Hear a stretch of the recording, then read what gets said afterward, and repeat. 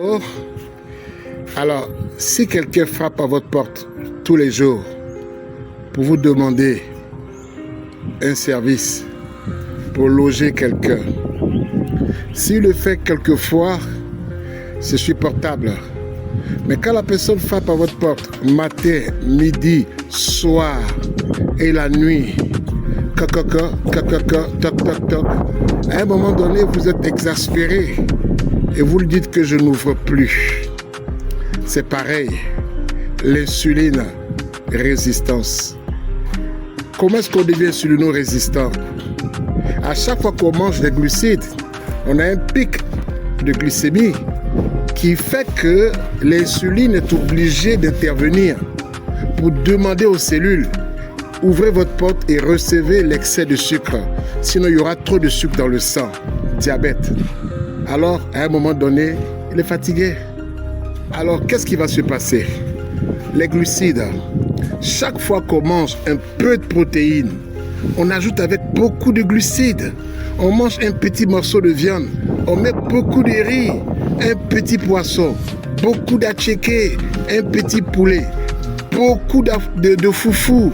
Alors ces glucides-là vont stimuler la production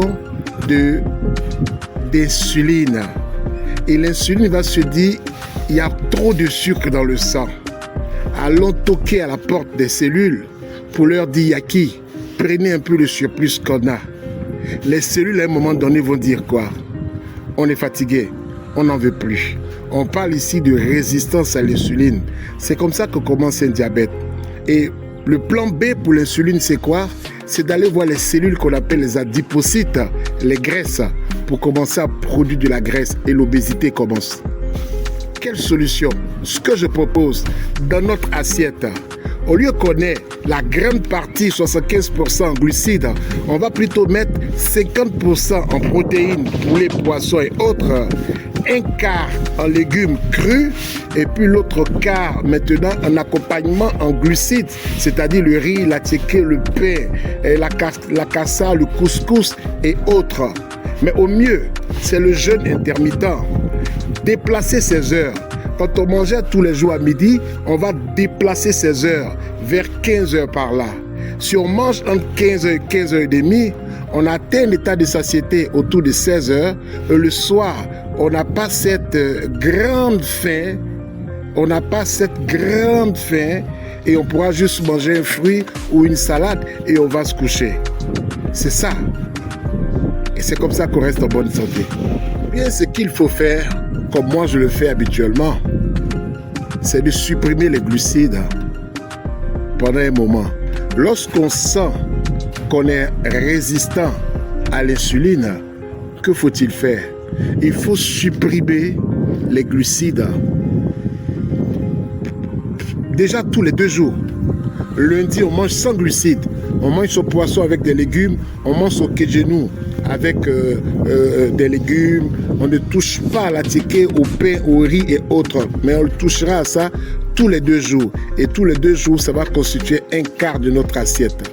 Voilà comment on va commencer à mettre de loin les maladies métaboliques, c'est-à-dire la baisse de la vue, c'est-à-dire le diabète, l'obésité, et puis quoi encore? L'hypertension et certaines insuffisances cardiaques, les maladies rénales, les maladies même colorectales. Tout ça, quand vous allez agir comme ça, il y aura solution. Une autre façon de forcer les cellules à recevoir le glucose, ce sont les exercices physiques. Parce que lorsque les cellules ont déjà stocké du glucose en glycogène et que vous leur envoyez encore du glucose, elles vous disent non.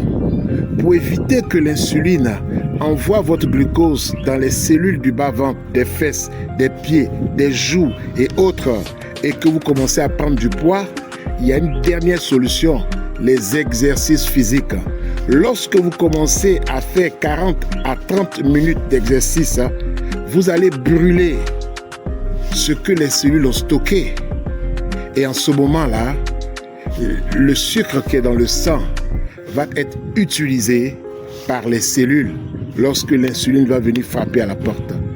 Voici plusieurs solutions pour se sentir en très bonne santé.